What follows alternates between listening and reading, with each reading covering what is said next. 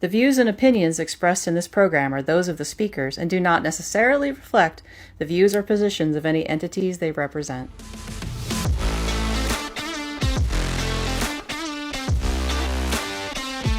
All right, hello everyone. Welcome to the Sports Broads. We have a very special episode today. We are joined by Mike Maniscalco, who is the play-by-play announcer for the Carolina Hurricanes. He recently won the NC Sportscaster of the Year award for 2025. Congratulations, Mike. Congratulations. Thank you. Thank you so much for joining us. No, happy to do it. Glad we could. It's a perfect time actually right now for me, considering we're in that post-Olympic break and we haven't gotten to the start of the season yet. By the time you guys air this podcast, maybe we're in a game or not, but no, happy to be here. And thank you for that team effort for the Broadcaster of the Year. I work with so many great people. I think everybody knows the in front of the camera folks who I work with, from my analyst and partner, Trip Tracy, to Shane Willis and Hannah Yates. But behind the scenes, we truly do have the best crew in the business. Jim Mallia is our producer, who actually produced the gold medal game for NBC. So yeah, that's who I get to work with. So makes my life easier. Director Chuck Whitlock and all of our people that I get to work with are A+. It's great. I do have a few sort of rapid response to kind of start us off. So just choose one of the things that I ask. Sam or Dean? Oh, Dean Winchester, without a doubt. Nirvana or Pearl Jam? Nirvana. Fine dining or hole in the wall? Both. Major League or Bull Durham? Bull Durham. Rod Brindamore the player, Rod Brindamore the coach? Oh, the player. All right. So as people sort of new to hockey, thank you very much for your rapid response answers. As people new to the sport, so June sort of had hockey in the background growing up, but didn't really sink into it until later. Shai and I both went down the rabbit hole in May when June came to town and took us to a watch party. Yeah, that's it was all downhill from there. I should say uphill. Yeah, once you get hooked, there's no getting off of it. Yeah, that's it's true. I have been on this train for a while, and it's still great. And it's good that the Hurricanes are like a successful team. So, Mike, I grew up a Sabres fan, and this year they've done well, but as you know, the last decade not so much. So it's kind of. I grew up in Buffalo. My wife is from Buffalo. I actually worked for the Sabres coaching staff in 1996, 97. Ted Nolan, the year he won the Jack Adams Award. Awesome. Believe me, I know. I have a ton of friends still back home who ask me, "What's it like to go to the playoffs? Is it fun? Is it a good thing?" Oh no, exactly. My folks are from Buffalo, and my brother and I were born in North Carolina, though, so we were born and raised there. But my folks, I mean, we bleed blue. We were just raised that way.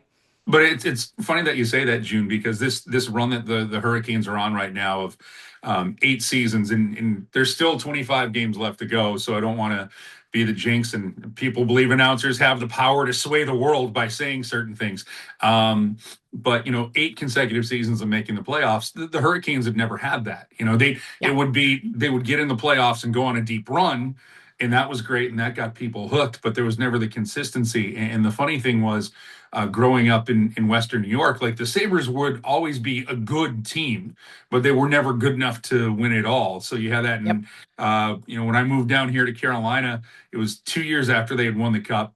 And then they kind of wandered in the wilderness. They had that 2009 run. And then I did a lot of pre and post game shows for radio a lot of post game shows. You try to put a spin on where things are going, but no, where this program is right now. And it's funny, it's why I had to hesitate on Rod Brindamore the player versus Rod Brindamore the coach. Mm-hmm. The right answer is, again, I used my both card early, but the job that Rod has done to get this team to this level, where they play night in, night out at the consistency it takes to be a championship caliber team. everybody always asks me, how have the Canes turned it around? I'm like, it starts and ends with Rod Brindamore. That's where this team has gotten this consistency for the last 8 seasons. So whenever I see interviews with players who have maybe gone away from Carolina, they always talk about how special the culture is. And one of the things that we tend to talk about is community and culture and how sport can create that in our lives. My question is, can you speak about, what that means? What does it mean when you say Carolina culture for the Hurricanes? Well, I think what it's turned into is the fact that and I know that people, when I say this, I get some eye rolls. That locker room is filled with really good people, right? It's like I walk in there, they ask me how my day is gone, or, what did I do over the break? It's just a good group of people. That's what they've assembled, but it's hard work. They put the work in. Nobody is looking for shortcuts. Nobody cuts corners. And that starts with, first off, let's go back to Rod Brindamore, not one shortcut in his career. Tim Gleason, not one shortcut in his career, who runs the defense. And when you take a look at what they have put together, and then Jeff Daniels, not the actor, but the assistant coach, been there, done that, everything. And as Shane Willis likes to call him, because Shane played with him in the minors, the veteran that he's been there and he's seen it all. But you get, when your best players are your hardest workers, like that trickles down the locker room. Like nobody walks in and is like, well, I get today off. No, if your best guy, if Jordan Stahl's in there early working out, or Sebastian Aho's in there putting in the time, Seth Jarvis putting in the time, that's what the culture is. And it's a culture of, we all have to pull on the rope the same way. There's a lot of cliches in sports, but the reason why I say it's a cliche is because it's true, right? We wouldn't say it if it didn't matter.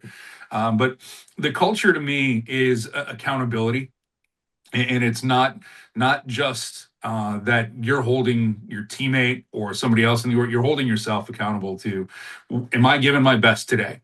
And what am I doing to, and Bill Burniston, who's the head strength and conditioning coach, has a great line. You want to win the day. You want to go 1-0, and then you want to be 1% better than what you were the day before. And it all adds up. And, that's, to me, that's the great thing about sports. And when you say community, it comes together. I think the one advantage that I noticed, I grew up in, like I said, I grew up in Buffalo, pro sports town. The one good thing about the Triangle is, and some people look down their nose at this, it's a college town, right? You have Duke and State and Carolina, but that's a different kind of community because you're in that forever, right? I know people who have switched to their favorite pro teams are. I mean, I know that I have in my life, there are teams that I used to like that I don't care for anymore, or, I don't cheer for the way that I used to. But because you got that college tie, these are our guys, no matter what. And I think that that's kind of what ties this whole bundle together. So would you say that, what would you say that fans bring to Carolina's culture as well? I mean, the excitement, the buy-in, and this is, by the way, this isn't a knock one way or the other for fans. When it's good, these fans are as good as you can get in any sports town, period. And then go back to the college thing. When it's bad, there's not a ton of vitriol. There's not a ton of, well, this guy stinks. I mean, it's there, and social media has really changed that dynamic. But for the most part, these are our guys. We want to see him succeed, not he's a bum, trade him. That I think is what the fans bring. And then I have been in every rink. And as far as the playoffs go, I've been in a couple of different barns for the postseason. This group, it's not just a lip service thing. It's the loudest building in the NHL by far. And it's because of the fans who bring that energy. It's the design of the building. There's a shallow roof. It's not a super high roof, which helps, but you still have to have the fans making noise, and it's not piped in noise. It's the real stuff coming from the people who are there, and the players feed off of it. They really can. And I can tell you that there have been games where they're down a little bit, but you get a goal, and now, all right, the crowd's back into it. They get a charge out of it. So that's what the fans, that's what the Caniacs bring to this equation for Carolina's success. So one of the things I saw you post about was the goalie, Anderson. One of the things that you say a lot is Mr. Anderson when he makes a save. So I saw that you posted somebody had a jersey that says Mr. Anderson on it. That was a fan who came to you and was like, "Hey, check out this jersey we did." That was all about something that you created. Are there any other stories about things like that the fans have done? Oh God, yeah. There's somebody who made a sticker of for shorthanded goals. Like I don't go into a game with I'm going to say this because I don't know what's going to happen, and then you try to force it. And there are some announcers who they have their sayings, their slogans. It's at this point in time they're going to say this. There's no For me, there's no one way to do the job, right? There's no blueprint. But when I say something, I never think it's going to catch on. I never think anybody's going to figure it out. The Mr. Anderson thing kind of, I wasn't, the funny thing is, I'm not a huge fan of the Matrix in the Matrix movies, but I liked the character of Agent Smith. I know he's the bad guy, but just kind of how he said, Mr. Anderson. And I'm like, so it kind of, evolved from that. And these fans went to it. And Freddie is very quiet and very reserved. And they got him to sign it first. And he goes, I've never seen that. That's great. And he knows I say it. And so for him to say that and then to have it, that was great. But for shorthanded goals, Seth Jarvis scored one. And let's go back to the 90s. I don't know how PC it is to say talk to me shorty anymore. And I know it's shoddy. But I went shorty, and some fans created stickers with my face saying talk to me shorty. And I'm like, I don't know. I wasn't expecting that. So that's one that caught me off guard. That was really cool. But the fans are super creative. Jalen Chatfield, we just did a Canes Corner with. Fans are showing up in a Category 5 t-shirt, which, Jalen wears the number 5. And, it's certain things kind of write themselves, right? You measure Hurricanes by categories. Category 5 is the strongest. So it's a Category 5. And then he and I had to figure out how to spell it. So that was nice. That was funny. But at the same time, I've seen a ton of stuff that has made me laugh. Some stuff where I'm like, wow, you got that line out of this? I just kind of, was saying this to move along to the next one. But the fans never cease to amaze me with that stuff. It's a lot of fun too. And again, I'm not looking for it. So when somebody catches on to something, I'm like, okay, that's great. We can keep it around. We like to make our own bingo cards. We can make custom bingo cards, and a lot of the stuff that you say, like there's a player named Sebastian Aho, and sometimes you go Sebastian Aho, and that's on our bingo card. True. But anyway, partner. Definitely. Whenever you call each other partner, that's on the card. But one thing that, as somebody who kind of comes from a similar field, like I'm in journalism and stuff, I was wondering, how did you develop your announcer voice? The funny thing is, what I talk right now, I don't change it too much unless I'm battling a sore throat, which seems to happen often, because these buildings get so darn cold and you're going around. So I drink a heck of a lot of hot water and tea. But like for my voice, I just try to go into, they drop the puck. Here we go. It's Sebastian Aho right now with the puck. He passes it over. I really don't think that there's a change except when there's a scoring chance or there's a sense of urgency in the game. My voice kind of is like, all right, how do I, because I worked in radio forever. I was a talk radio host. I did commercials. I did production. So there's always in the back of my mind you got to try to put a little bit more energy or emphasis or urgency to where the call is. So if the Canes are down a goal or they need a power play goal and they're moving the puck really well, it sounds really weird, but sometimes, and I'm sure that you've felt they're going to score here or something good's going to happen, or the other side, something bad's going to happen. You kind of have those feelings. So in my mind, it's how do I bring the sense of urgency? They're moving the puck. They're playing with a sense of urgency. Can I bring that sense of urgency without going into Mr. Announcer voice and here's it? I can't do a full game like that. I think that's fraudulent. And I also grew up in June knows this. The two guys who called the Buffalo Sabres for my life when I was younger, Ted Darling was the TV guy, and then Rick Janneret was the radio guy. Then RJ became the TV guy. And Rick had this unique voice. And I understand that if you weren't from Buffalo or weren't a Sabres fan, Rick's voice might not be your cup of tea, but like that's hockey when I hear, him going, oh, la la la la la Fontaine, like his voice gets that high. I'm not doing a game like that. I can't. But there are times where, you just try to, and you don't, I've never consciously said, well, I'm going to do that or do this. It just kind of happens from who you've listened to or who you pick up from during the years. But I'd like to think, and you've got better ears than I do, because my voice always, I hate the sound of my own voice, which is funny. But the voice I'm using now is the voice that I use when I'm calling the game. Mike, that's awesome. And I think you're right. Like I have very fond memories of watching those games growing up. And like especially with when Hasek was playing, because I was obsessed with Dominik Hasek and I still love Dominik Hasek. He's one of, if not the best goalie in my opinion. I know there's a lot of argument about that, but I do have very fond memories of that. And I think that you create them too now for our Canes fans. Oh. Like I think that is what you do and how much you contribute to this sport, because I can't think of a Hurricanes game without thinking of you commentating on it. And I mean, I agree with you too. You can just tell that the guys have so much heart, and it's all about that community, and like it's the fans and it's you and it's the guys. And I really just think we have such a wonderful franchise.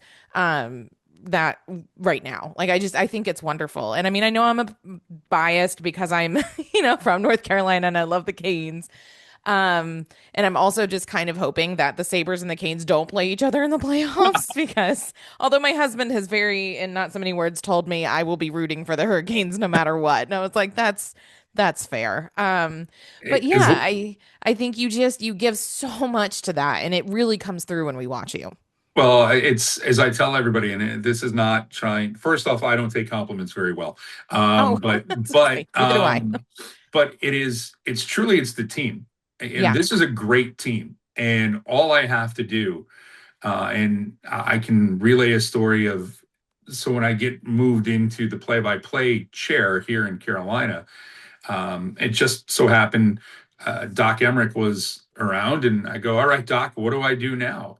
And he goes, just tell them what you see. That's all I do. And I'm like, you've got 300 words for a pass.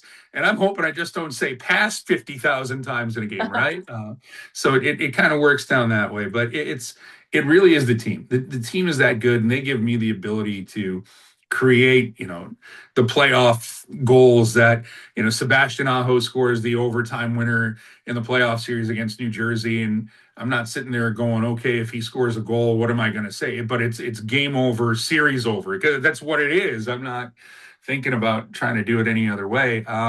So that's great. But then Tripp's got so much to add, and the Trippisms. I'm sure that there should be more Trippisms on the bingo card than there are what I say. Just so we're clear, okay. And again, just the fact that this team has so many outstanding players that can do great things. All I have to do is I try not to get in the way. Like, honestly, that's my philosophy on this. I'm trying to tell you what's going on, and if I can add a little bit more to it, that's great. I know, and I have to be conscious that we do a radio feed as well with the simulcast, because we do both. But for overall, it's just really, I've been truly blessed, and I'll use that word, and I don't throw that one around lightly, that this team's been this good since I've had this opportunity, and they give me the chance to come up with some of these fun things. And it's funny that you say that, because I don't think of it that way, but I've had people go, oh, this call, I remember where I was. And I'm like, oh, I know I was at the game. I don't remember the call, but thank you. So, I think one of the things that we've really enjoyed as well is watching your whole team. And as we mentioned before, we are both very new to hockey. And I would say that you guys and your analysis has been really instrumental in helping us figure out exactly what's going on, who the players are, why things are so important, why they're so significant.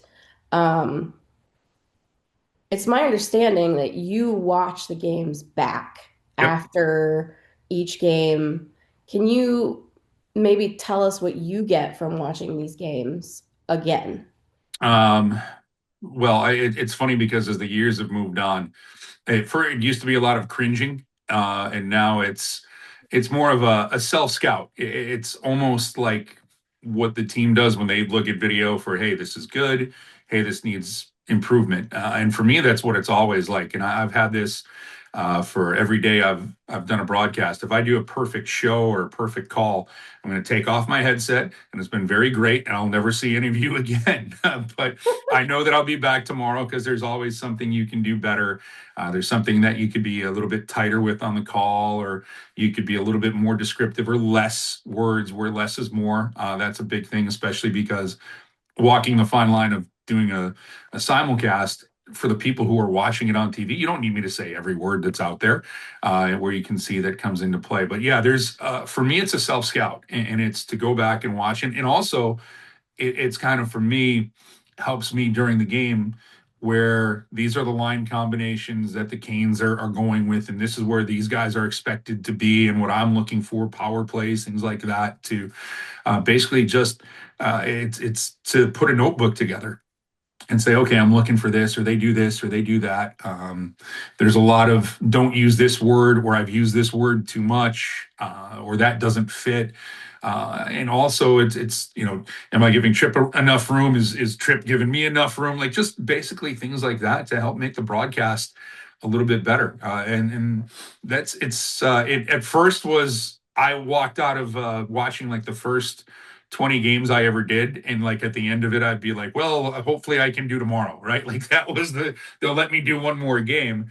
And now it's not that as critical, but it's still there. But it's more of the, you should be better than this, or that works, do more of that, something along those lines. So basically, it's just to keep me sharp, to keep me honest. I don't, there are times where I can't do every game. Like when we're on the road, I can't always go back and watch every game that we have, but I DVR them all. And then when I come back, I'll watch as many as I can. If I know I have a bad broadcast, sometimes you can get to a point where you're like, put it in the circular file. We don't need to watch that game film again. We'll leave that there and move on, or you just work from there. But really, it's a chance to constantly improve and evolve. And like I've said, it's there's no perfect broadcast, so there's always one or two things that I pick out. I'm like, that has to be better. We can be better than that. Great. I just have two more questions. Fire away. First one is, what is the best restaurant in Raleigh? Oh, my personal favorite is Jay Betsky's. Okay. It's in High Park, that area, if you know where High Park Sports Bar is. Okay. It's Eastern European. It is fantastic. John Korzakwinski is the owner and the head chef. I have never had a bad meal there, literally. When I say that, I actually yell at John. I'm like, can you just give me one thing where I'd be like, I don't need to come here for, a couple of weeks or whatever. But it is just fantastic. It's outstanding food. The specials, everybody goes, what should I get? Get the specials. Basically, everything's made in-house. There are a ton, though. A ton. We could do 25 minutes of the places where I'd like to go to eat here in Raleigh, let alone on the road. If that's the next one, we got a lot of places to get to. I miss the food there so much. Oh, I love Kansas City, but I really miss the food in Raleigh. Oh, well, as you know, if you're barbecue is the big deal, right? Yes. Oh yeah. So for me, like, I don't get the people who get so militant about Eastern versus Western. Like, just like what you like. Yeah, for sure. But I will say, when it comes to barbecue, I do have a soft spot in my heart for old time barbecue. If you've never been there, but you know where it is, and right there, it's off of Western. And that yellow awning that's been there, it's iconic.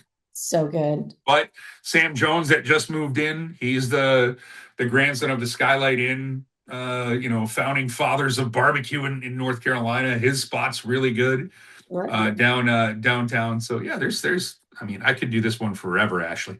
Fair enough. But Jay Betsky's is number one, just so we're clear. We can talk about more restaurants later. Done. All right. Last question. I understand that at least at some point you used to keep a notebook of a pregame notebook that you would create ahead of every game. And I know that lots of athletes have superstitions. Do you still Do the analog notebook before every game, and do you have any other superstitions? I absolutely do. I know that you guys can see it. I actually have a couple of the spares from years past.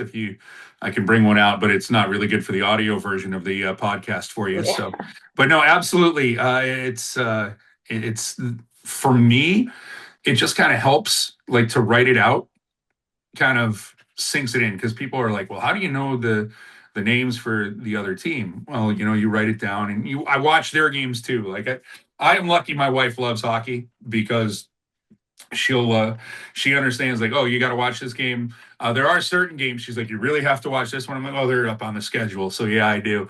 But yeah, I still have that. I do not eat dinner, or I'll put it in this way.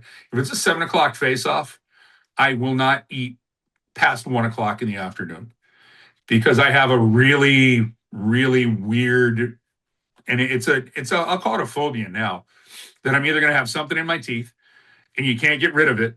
And I'm not like going, oh, I'm going to have a huge, spinach leaf in my tooth and you're going to see that on TV. I think I'd be smart enough to figure a way to get that out. But like, if you get like a popcorn kernel in between your teeth to try to talk when you have that, it's annoying.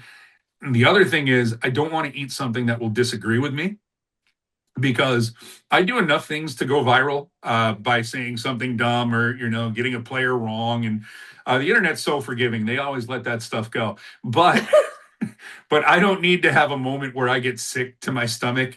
And, I don't need that. So that's one of my superstitions, that I do not eat at least, so I said like 6 hours. So yeah, it's about 5-6 hours before the game. Although every now and again, when you're on the road and you haven't really had a chance to eat, you'll grab something here or there, but nothing really substantial.